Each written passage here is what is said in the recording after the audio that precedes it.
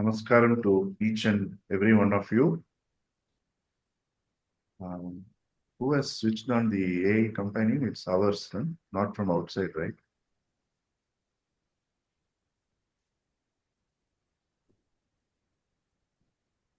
We would like to know the person behind Clifton Cohen.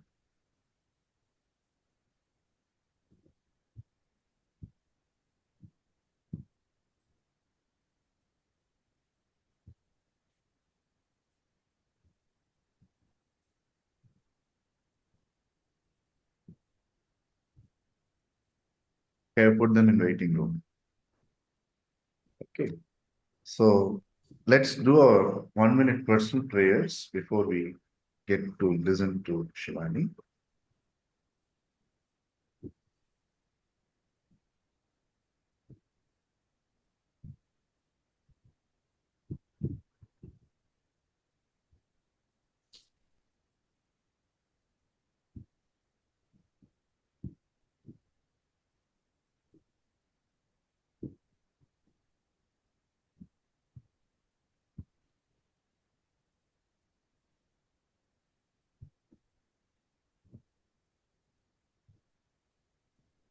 If you blinks, you could open your eyes. Take your time to complete your prayers.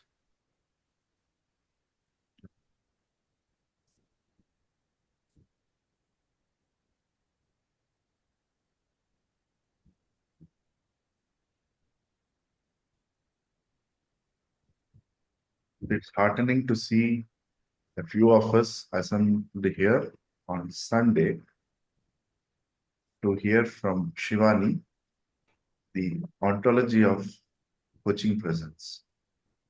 Um, it's a privilege to actually speak a few words, connecting that with our Indic wisdom. This word attracted my attention because Sri Aurobindo himself has mentioned about this. And authors, olden day authors like William James and people who followed them, and even in Oscar Hint's book, The Tantra Vidya, he compares the Tantric yoga, which is in India, with Parmenides, who is supposed to be the father of ontology. So this gentleman lived in Greece long before Socrates, Plato, and Aristotle were born. And he focused on the being. That is why Western philosophers got interested in his work. And that closely resonated with the Upanishadic goal. If at all there is a goal in life, is to know who we are. And in recent past, when I say recent past, 100 years before, the great Bhagavan Ramana took it to the Western audience once again by making them ask the question, who am I? And unless we discover who am I, every question is irrelevant. So that is the loftiest statement given there. And this branch once again makes us to understand that Veda, that is the body of knowledge, is common to the universe, not only to earth. Let us revise. The word Veda comes from the root word vid. Vid means to know. So Veda presupposes the body of knowledge. Nowhere it is mentioned, it is confined to a particular location and date. So when people try to date Rig Veda, Yajur Veda, Sama Veda, and Atharvana Veda, they would be surprised if they read the works of Kavyakanta Ganapati Muni. One of his disciples could literally see a mantra which was akin to the mantras which is in Rig Veda. That means even today, there are seers and rishis amongst us, and people can reach that state by just being. Because when can someone be a seer? Is when they are just established in the being, devoid of any agenda. And if at all there is an agenda, that agenda is for a cosmic cause, not for a personal benefit. Only such people are elevated to the role of a rishi. Sage is a word which doesn't do justice. Seer. In English, we have a word called seer. Seer means the one who sees things. So the ontology, what happens is that basically helps us to understand what is preventing us from reaching there. And whenever in an interaction, what is that being which is being addressed to? Okay. So this is the grand introduction for ontology and the connection between that with Upanishads. So for us, world is one family, right? Vasudhaiva Kutumbakam. And Rigveda says, let noble thoughts come to us from all sides. So even for joke, from now we can't say, I don't understand you. It's like Greek and Latin, because we are going to listen to something which is of Greek origin, which is ontology. So over to you, Shivani. And from now, it's all yours. Thank you. Thank you so much, Krishna. Good afternoon to those of you joining from India and if you're elsewhere. I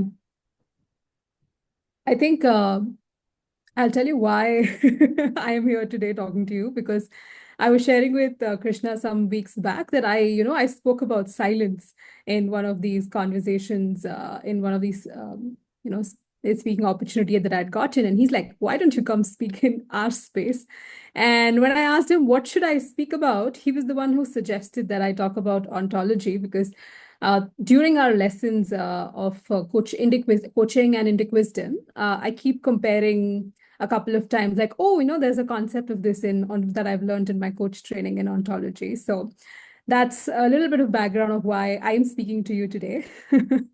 So I want to, I don't have any slides prepared because I thought a lot about it. I was sharing earlier with Krishna that the whole week I was thinking, what am I supposed to be sharing? Can I structure it in some manner? Can I create a practice around it? But nothing emerged, because this entire field is very emergent and not very prescriptive.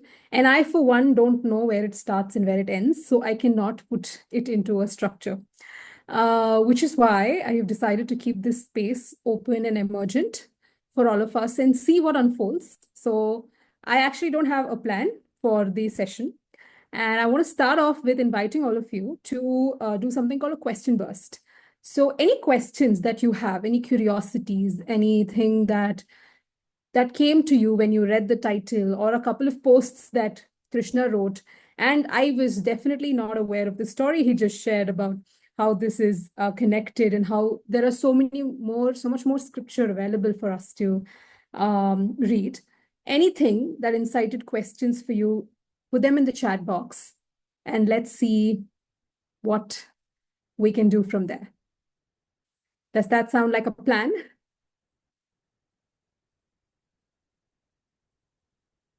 Yes. Okay.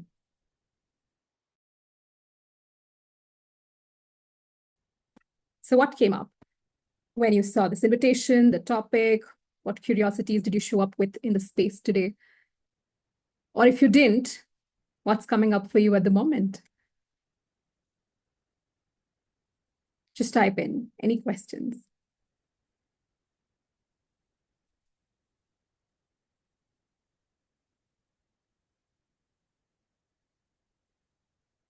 Subramani ji shares, the word presence evoked my interest. Okay. How to motivate, inspire people. Okay, very interesting.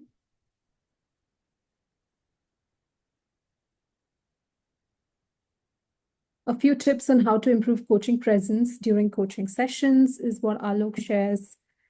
Is it about who of the client? Asks Prashant.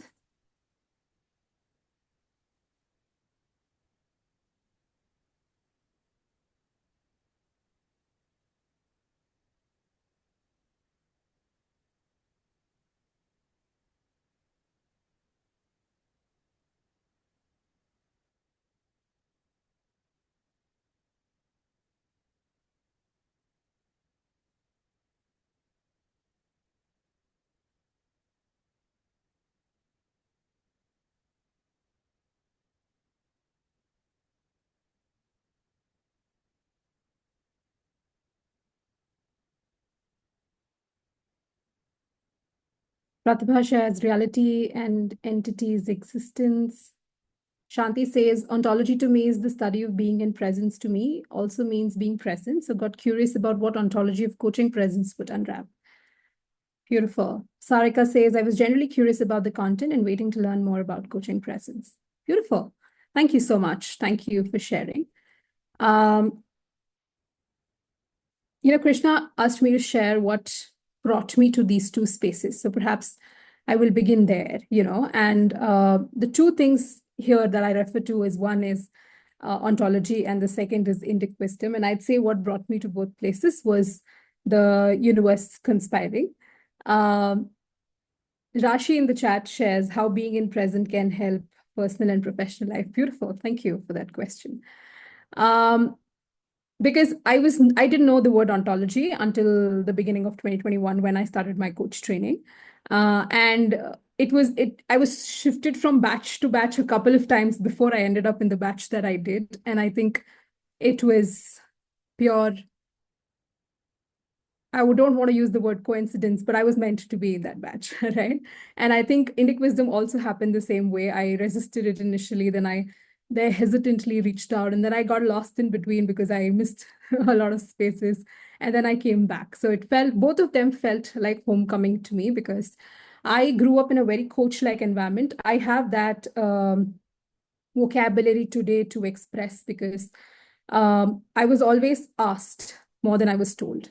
I was allowed to be curious and ask tons of questions. And I've seen a lot of children are very curious, but their curiosity is somewhere contained or not encouraged, right? But for me, I was always allowed to do that.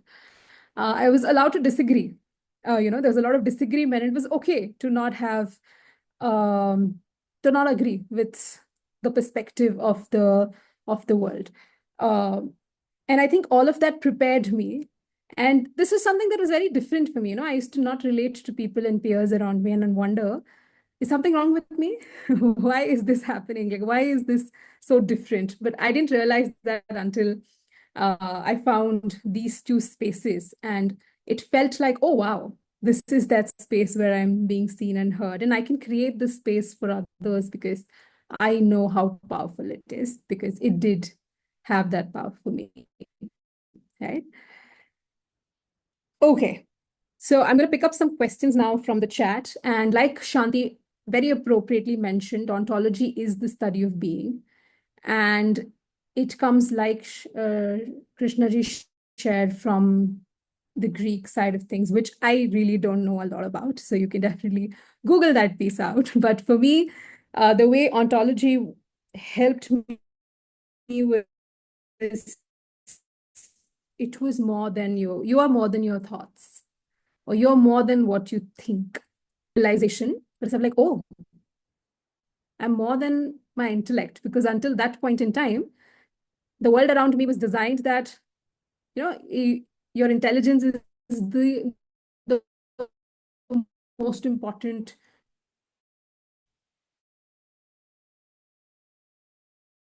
tool in your entry. What else is there? Is there even something else? And that's when I discovered that there's a whole world of things like values and feelings and emotions, which is, of course, the top layer. Then there are worldviews. We all hold different worldviews or different experiences. And everybody's perspective can be right. It doesn't have to be wrong. And it just because I see the tail of the elephant, this metaphor you must be aware of, and think it's a rope, doesn't mean somebody who sees the leg and say it's a trunk is wrong. We're just seeing different views of the same thing. Have you all heard of this elephant? You must have seen this, a very famous thing. So I think that was very interesting because I was like, okay, the worldview, and it also invited, ontology invited to focus on the being. And we all hear this word being a lot used nowadays, but what it actually is was something that I understood, but I can't explain. In ontology, there's a concept of getting something, being different from understanding something. For example, I'll give you an example, which my mentor gives, is when you learn how to ride a bicycle, a lot of you know, I mean, I'm assuming most of you here know how to ride a bicycle. Do you know the exact moment, what you did right that you got that balance on the bicycle? Do you know the exact thing that worked? Because I remember when I was learning how to ride a bicycle, I would fall. I didn't know what I was supposed to do. I was asked to sit, right? You will figure it out. And what that you're supposed to figure out, also, I don't know. It's the process, right? And once I got balance, now I can't explain to somebody else, so you're supposed to do this exact one thing, which will click and you'll get balance.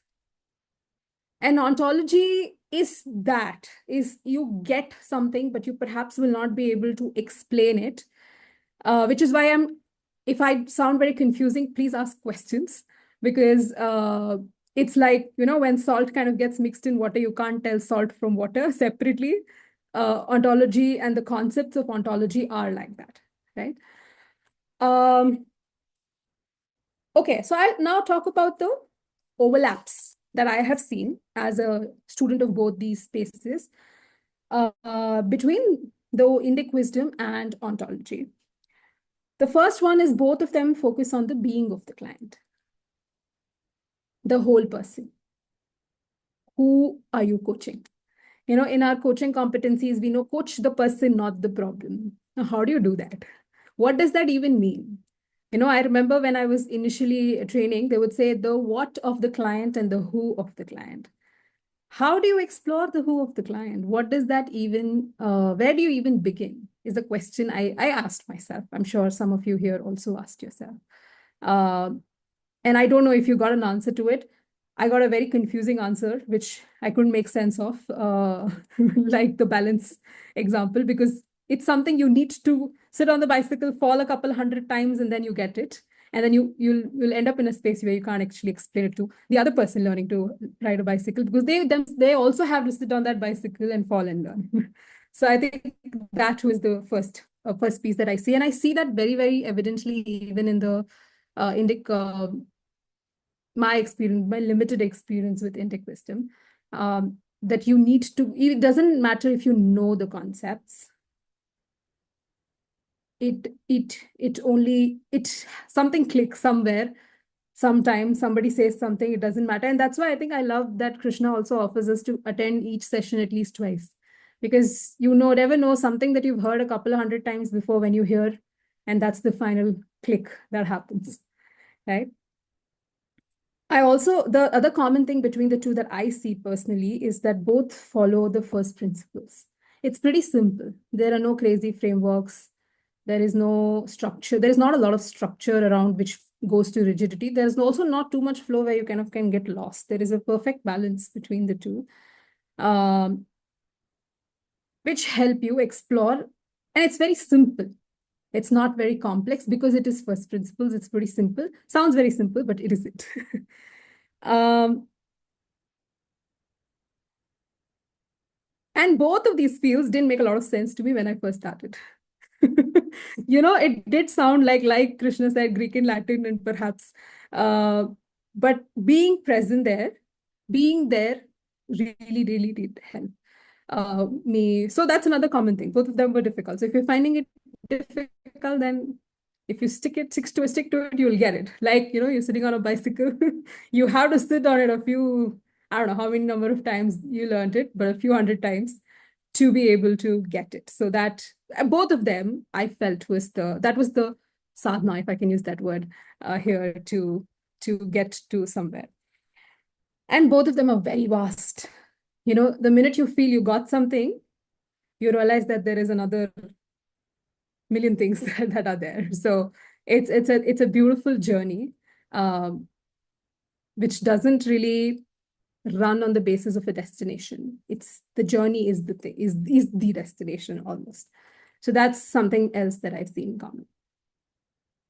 Yes, beautiful. Thank you, Shanti. Shanti says, beautiful. Each one has to transverse the journey of knowing, can't be taught. Yes.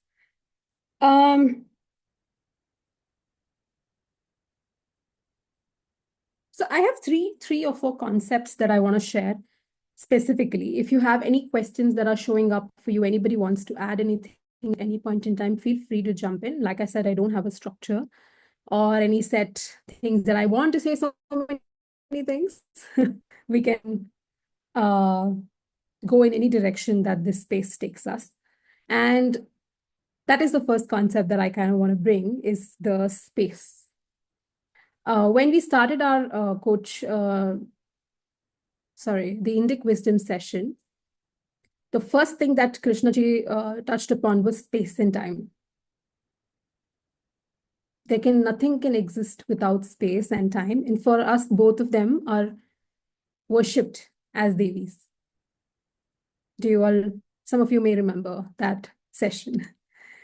Ontology is also very same. It is about showing up to a space and connecting to that space in a way, like in that energy of that space, in a way that you become one with that space, such that the questions that need to be asked will be asked through you. That was the first concept I learned in ontology in my coach training. You don't need to show up in a session with an agenda. You just show up to the session so powerfully, align with the space, create that space, hold that space, such that whatever the other person in front of you needs, they will receive through you.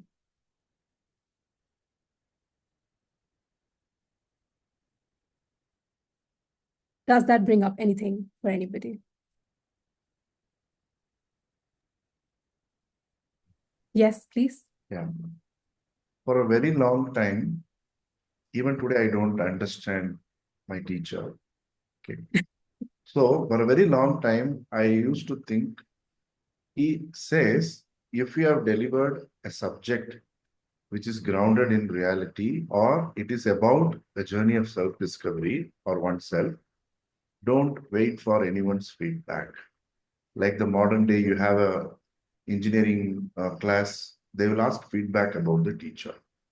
In works like this, if the feedback is about themselves, how much they are prepared, did you stick to the first principles and delivered your session? You can be quiet. You submit the session at the divine's feet, you walk off. No need to even wait for feedback, because what others need at that time is communicated to them. To take it or leave it is up to them. So that really a lot. And we kept coming back to the first principles. Just thought I just share with you. Beautiful. Thank you for adding that. I remember, this reminds me of a story. Like one of our first, after like 2-3 sessions of training in coaching, it was time to now go start practicing your, doing your coaching sessions. And I thought, okay, my mentor will tell us what to do, how to help navigate our client, how to hold a coaching session, per se. But he said two things. One, he's like, go be present. And what needs to be asked will be asked through you. And second, he said, if you have a doubt, like because you're still a learner coach, if you think about whether I should ask this question or not, ask yourself, whose agenda does this serve? Whose need does this question serve? Is it serving the need of your own curiosity because you want to know what happened in that story, what happened in the end, or you need to know more information? Then perhaps you should not ask that question. But if it serves the need of the client, then you ask that question. That was one, like a sieve or a filter that he handed to us. And he said, go hold space. And for me, that was a very difficult concept to grasp, because I have always been somebody who's very structure oriented. I need frameworks, certainty, very masculine driven in that aspect, if I may say so. So for me, this free flowing was very, very scary. So I know when I say, I know it's very scary, it's very ambiguous, and you may be feeling, what am I supposed to do? You're actually not supposed to do anything. You're supposed to be. And you're not, and if you ask, what am I supposed to be? You're just supposed to be you. So, and it was very difficult. It is very scary, but I refrained from creating a list of questions, creating a list of process, going and following some structure or framework. And I think that eventually, after I don't know how many hours, somebody came and said, hey, this helped me in this manner, and this is what you do differently. It did show results. So it was like me sitting in those sessions. I don't know what I was doing, but I was showing up, sitting on that cycle. Like in that cycle, you drive, you do something, and eventually you get it. Coaching journey for me also was like that. And I'm not sure if all of you here are coaches and you may use this in coaching, but it's also the same for any conversation. You may be a leader, you may be an entrepreneur, you may be talking to your clients, you may be talking to your family members, your children. Like I said, I think one of the biggest benefits or beneficiary I have been of coaching is as a child in a parent-child relationship, because my parents always treated me very equally in the way they addressed me, in the way of language, in the way of seating, where they, it's these are very minute things that we don't pay attention to. And earlier in the conversation, Krishna was saying that trust building, etc., can happen only between two partners and not when there is a hierarchy. So I think that was something that really helped me. That was all I was equipped with when I showed up for my first session. And I think that is where presence begins. I see a few of you nodding. I am going to look into the chat box and see if there is some thoughts, some questions. So some of you who are on camera, I can see your smiles, your nods, perhaps some questions like, okay, I don't know what she's saying. So I can sense it. The rest of you, those of you are not on camera, do use the chat box to let me know how this is. How are you receiving it? Yes, Krishna ji. Shivani, there is a wonderful question. At least it sounds powerful to me, what Anaka has asked. How do you assess the intensity of being in the present, or how to make sure it is the right way?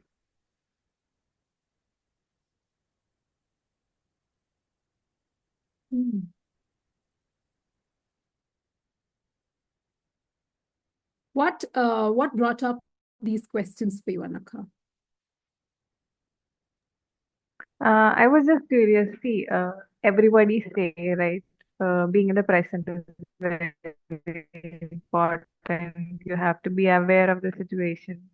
But how do you make sure this is the right way? But I know that you can't explain how you ride a bicycle and how you get a balance. Maybe that cannot be answered also, right? But I just had this curiosity in mind. Like, how do you just assess and make sure, okay, this is the right way? I'm hearing two things, I'm hearing how do you assess? So there is a need for assessing it. Mhm. And the second thing is the right way. So who will define the right way? Or how do you want to define the right way of being present? In the sense, I want to make sure I'm not missing out on anything. Mhm. If if that is the situation, I have to be in present. I have to be completely in the present. I have to make sure that I'm not missing out any important details. Mhm. That is actually my intent, if you ask me. Hmm. And what would happen if you do miss out on some important details? What if I deviate from the truth? Hmm.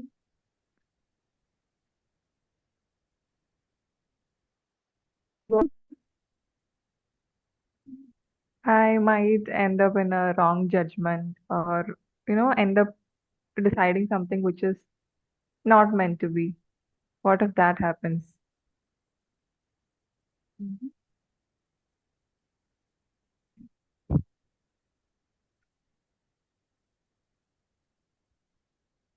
Shanti says, I feel there is a right for you, Anaka, and a right for me, and we will discover our right in being present.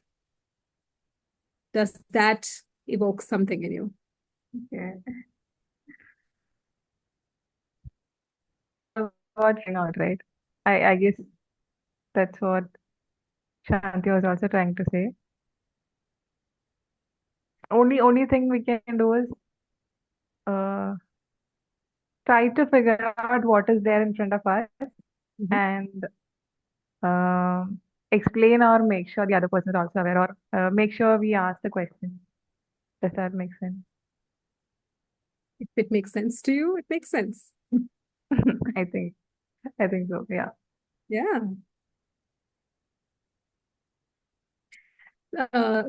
Subramani asks, even measure the being.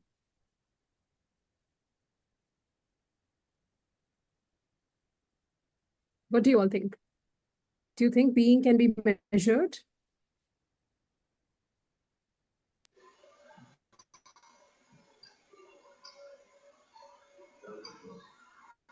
And I see you unmuted.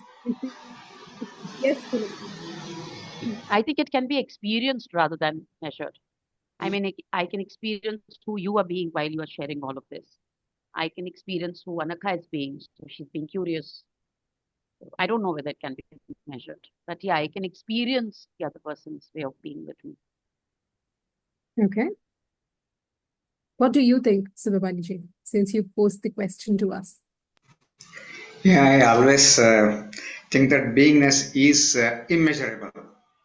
So, because I was saying that, what is the degree of, how can you, once it is immeasurable, we cannot find any degree, because your being is being, full. So, there is no other way of looking at it. That's how I see it, beingness. Beautiful. Thank you for sharing that. Shanti also says being can be experienced. And Aditya says could be felt, not measured is what I fear. Yes, Preeti. For me, being actually comes in layers. And we definitely feel the person's being. What I am looking to see is from which place am I being? Is it from my preferences? Is it from my judgment? And then there is this core being. I think that's what we are all aspiring to.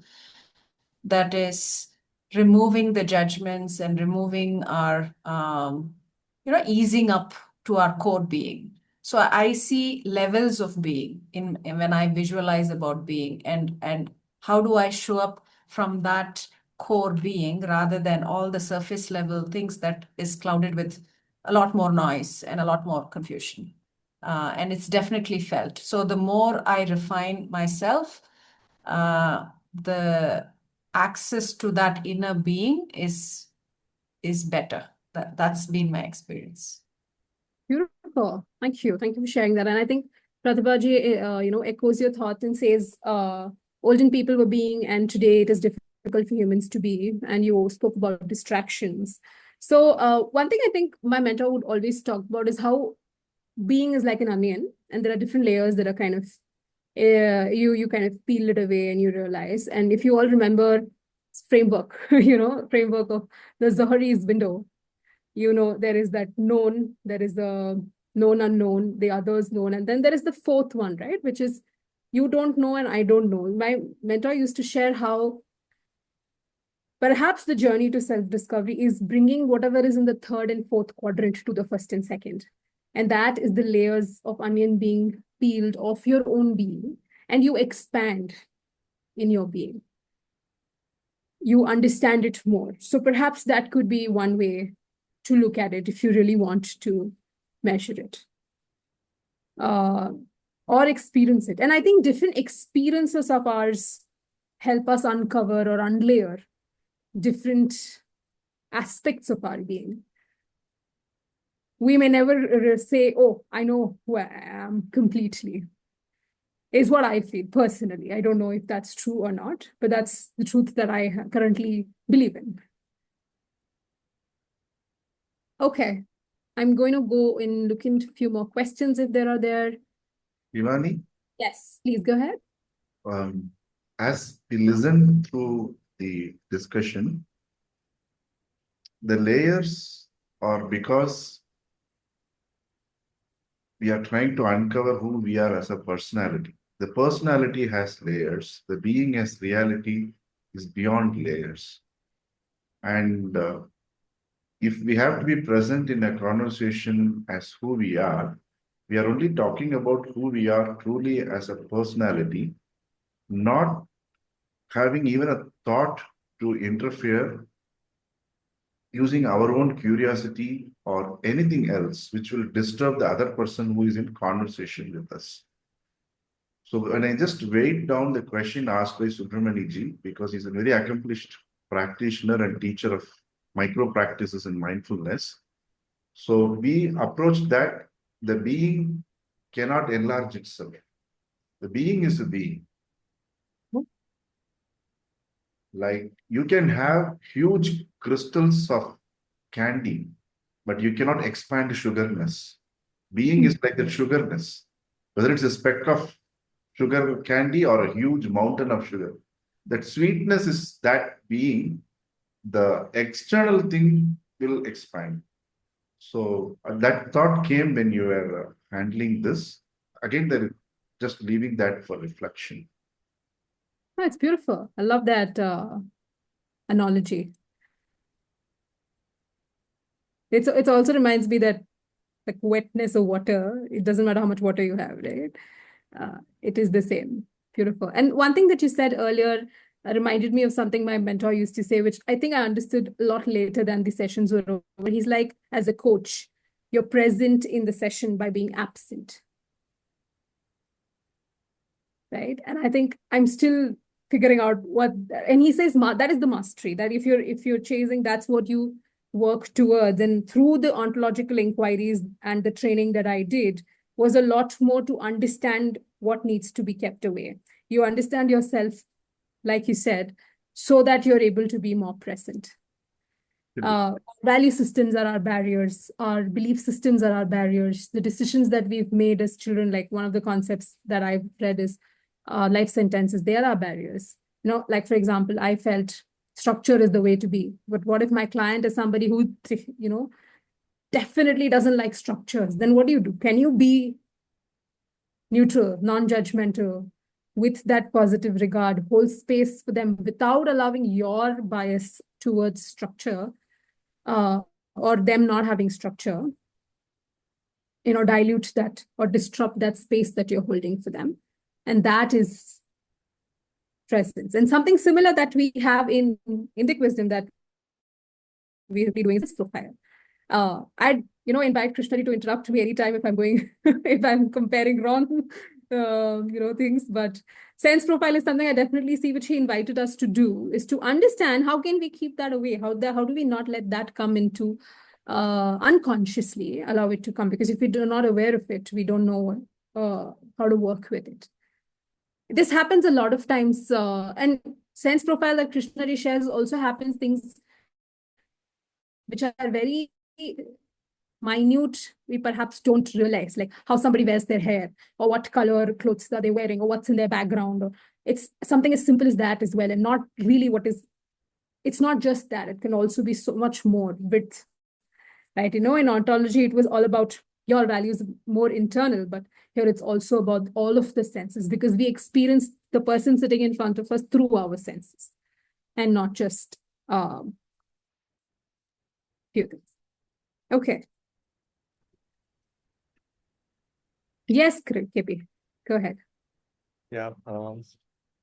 So this is also so from this session as well as previous session on Indic wisdom, Krishnaji told us about dharma, and I also recall ahankara. So my being is also about my ahankara at that moment, and that also percolates to my dharma in that moment. And so that's a dharma. I'm having this identity that this me. And as he mentioned, sugarness. So maybe that capiness within me at that moment. And at the same time, I'm also carrying these senses, 5 senses. Those are listening to me. Those are listening to the other person at that moment. And when I'm listening to that moment, even those senses are doing something in my body. Maybe after listening, I feel something at my heart side. That means I'm having that. So that is also my being. I'm completely in my being. And when you said be present with being absent, the quote you said. So that is also about, at that moment, my ahankara is absent. I am fully present with my senses, probably. And just be there, but still with this dharma that I am to hold the space. And whatever is coming, in the beginning you mentioned, We just have to prepare ourselves to be there, and whatever would come, it would come. So that would come out of these five senses, and maybe this oral part takes the order from these five senses and does the questioning part. But still, my ahankara is absent at that moment. Yeah, probably that's coming up. Beautiful. Thank you for adding that. Yeah, it does. I remember one of the concepts that my mentor had shared, that I is like you said, ahankara. I is insignificant. It's instead of asking, what do I want? Ask yourself, what does the universe want you to be? There, the word term that we used was universe. Here, perhaps, who do you need? Like that's one question, which is very different from me and the universe. And so when you said that another thing that just came up, just be surrendered to that moment. And being surrendered to that moment is being surrendering to my senses as well as other person's senses. And just accept that and let the senses do the part. Mm-hmm. Not sure how to do that. So everybody says the same thing, but differently. You know, somebody will sit on the bicycle, hold on to the handle too tight. That is their way of doing it. Somebody will be very like carefree. I don't care how many times I fall, they have fun with it. So everybody has a different way to approach it, is what I see. For me, it may look different, and the way it will look different for you. So there's no one way to reach that presence, has been my experience. And may I share another thought if I'm not holding too much of your time? So this guy Timothy Galway, who talks about this inner game, and he says all that. So he's talking about this inner game of tennis, and I remember from tennis that we're just looking into the ball, the pace of the ball. Let the rest of the body do its work. It would actually move, and we don't have to consciously give any instructions to the body to move this way. When it is sensing its own, we are having this body wisdom, and we are just looking into the ball, the pace of the ball. And after this, the senses actually do the whole work. I mean, the body does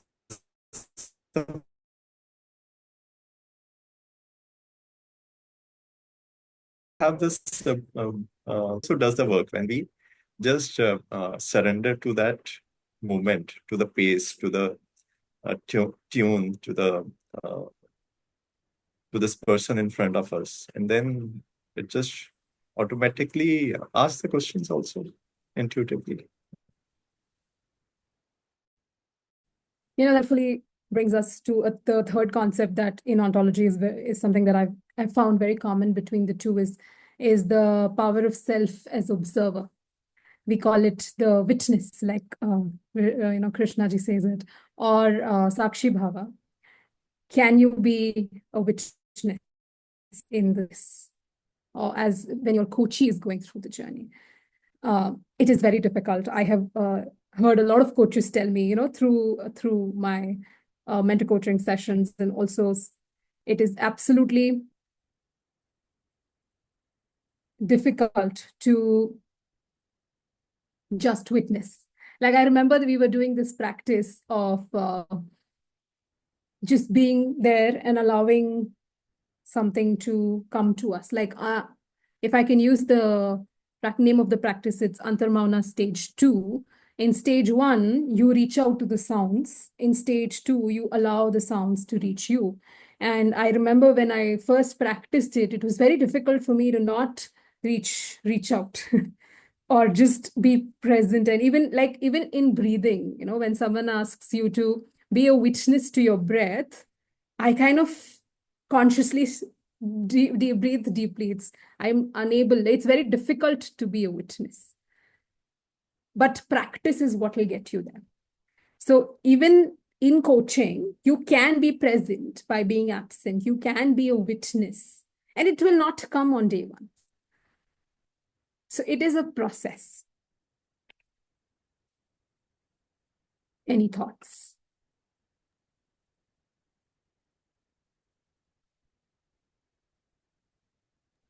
I And I think think, yes, okay, multiple people. Krishnji and someone else. Aditya, yeah, please. I can go later. Aditya, please. sure, Krishna Bhagaji. Thank you.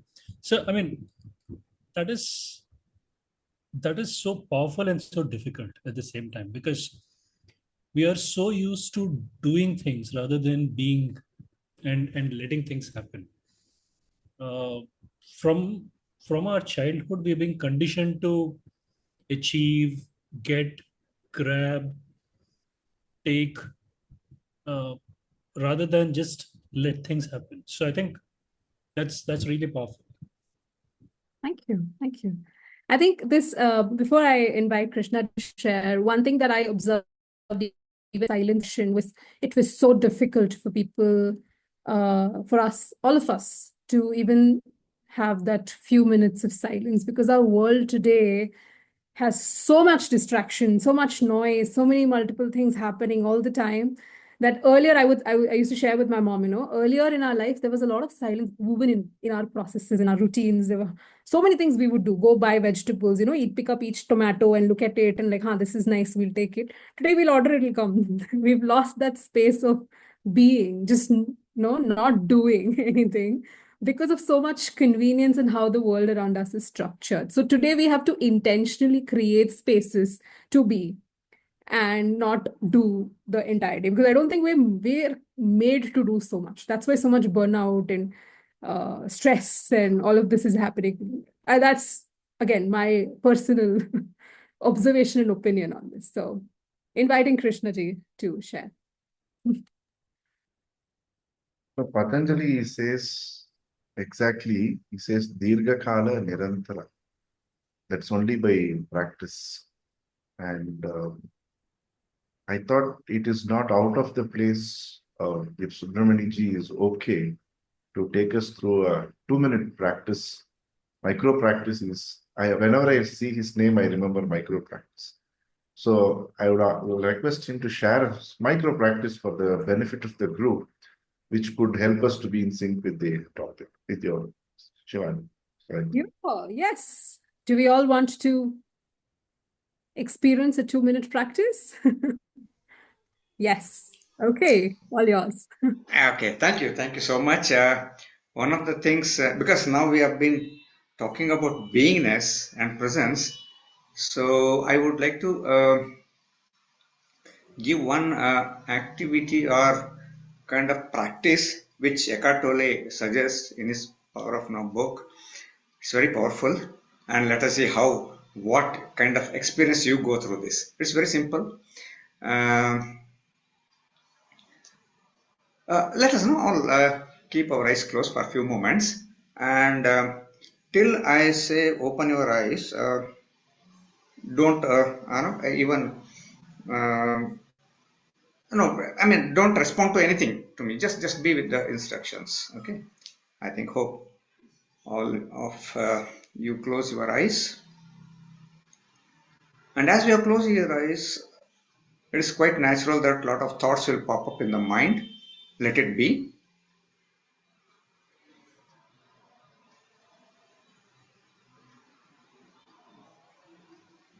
Now, put a question to yourself: what is my next thought? And wait for that thought.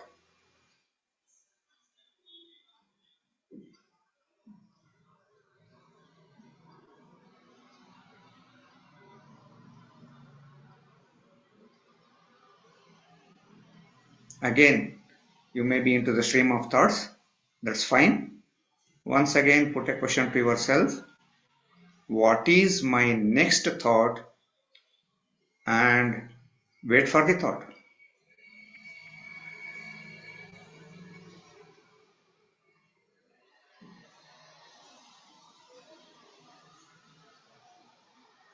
One more time.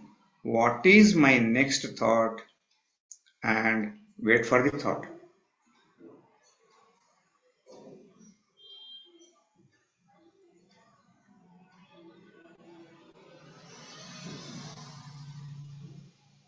Yeah, now you can open your eyes, please. Okay, so what was your experience?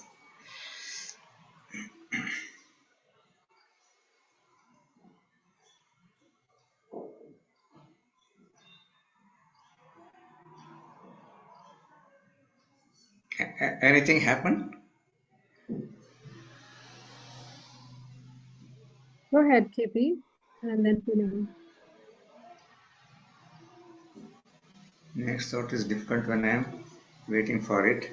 I had no thoughts, no nothing. Yeah, nothingness. Yep. Yeah. So it is. I think everyone was there into that space of nothingness. For some few moments, when you invited thought, there were no thoughts. Such a powerful thing. Okay, because generally, we always get entangled by the thoughts. But now, when you invite that, you don't have any thoughts, and there is a space. And that space I call it as beingness. That's the beingness, because as Krishnaji also said, it is it. That's it. There is no as you also said, that no wetness of the water. That's it. Whether it's more or sweetness. That's it. Nothing else. And we can get into this anytime, all the time, because that's what is our real identity is. And again, I will refer Krishnaji's him referring Ramana Maharshi, who am I? Right. Okay. So when we get to this, we can get to this stillness or the space of beingness, and we can get into that every now and then, so that now we can course correct our personality. That's how I see it, not the beingness. Getting into the beingness and then course correction in our personality, because our personality is always in a state of flux, right? So yeah, that's what I wanted to say and give that a bit of experience of beingness. Yeah. Wonderful. Thank you so much, Subramaniaji. Thank It's a you. beautiful practice for all of us to perhaps ground in when we want to be present by being absent. And then, your antenna is prepped to align with the space and the question that needs to be asked will be asked. And just one minute, can I Of interfere? course. Go ahead. Okay, and this is one of the beautiful practice which can be used. See, the one of the biggest stressor is to-do list. It always keeps on growing, right? There's no end to it. Whereas every item in the to-do list will come with the deadlines. So sometimes you will get a lot of anxiety will come. Okay, this I have not done. And at those kind of times, okay, which one I have to do now? Which is urgent and important? Many times we are not, we are unable to decide that. So at those kind of times, just if we do this, what is my next thought? 3 times or 5 times. Definitely we will reach that space. And then, now also you might have experienced it, 1 or 2 thoughts will pop up after that. That's a brief space. Those are the things we need to work upon. Leave out all our to-do list wherever it is, whether on the jet or in the mobile, it doesn't matter. The first 3 thoughts, whatever pops up, just work and finish it up. That's how we can organize the whole day. Yeah. So just I wanted to share this. Thank you. Thank you so much. That's a beautiful nugget to share. So your unconscious perhaps will tell you what you need to work on. You'll be guided through the practice. Thank you. Yes, KP, do you want to add something? Yes, it reminds me. So in my childhood, we were discussing as friends, if a ghost comes, what will we do? Then it came out that we'll ask the ghost, let's hug each other, and the ghost would disappear. I think we were actually discovering this mindfulness space what Subramaniaji shared. Yeah. Wow. Beautiful. Love that. So I actually wanted to share one place that I've used this concept of who am I being? Perhaps not in the way that we've been talking, but maybe useful to all of us, where I've used it like in practical terms. No, we need to talk about that as well. So it has reached me in situations where I felt disconnected with what I was doing, or I was like, I don't know what am I even doing? I'm kind of stuck. And it helped for me in those moments to pause and ask myself, who am I being in this situation? And perhaps also inquire with myself, who do I want to be? It could be a situation where you're in conflict, a very difficult, scenario at work with or with your family, with a client, with your friend. You ask the question, who you want to be or who am I being? It fixes the action at the level of context of who you are rather than the action itself. Like, I don't want to fight with my friend. Okay, but how do I not fight with my friend? It is very difficult to find exploration. So this has not just helped me in my personal life, but also helped my clients discovering their context rather than just focusing on the situation. So this is what they mean when they say, focus on the person, not on the problem. Coach the person, not the situation they're in. Coach the being and not the drama or situation that they are currently stuck in. So this is one place that I found it very useful for me personally, as well, outside all the conversations that we had today. Okay, so we're quite close to the close time. So, I was like, okay, should I summarize this session? So instead of me summarizing it, I'll ask you a question, which is, what was the point of today's session? So you tell me, what is the point that you're taking away from today's conversation? And that will be the summary for all of us. Does that help, Krishnaji? Okay. You can unmute and share. You can share on the chat box. And if you're watching this on YouTube, you can put them in the comments as well. I'd love to read. What was the point of today's conversation?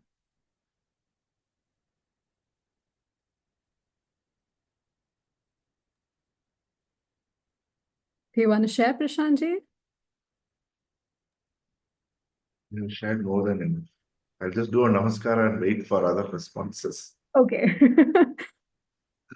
Yes, Prashant, please share. Yeah, for me, so I have not attended last session of Krishnaji, so it is, I'm not aware about it. One thing comes to my mind is what I want to take away from this session is from being present to reaching to the stage that not present, kind of.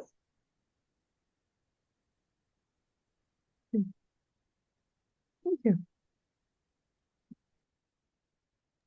We have some in the chat box that says, Preeti says, simply be. Poonam says, discovering being.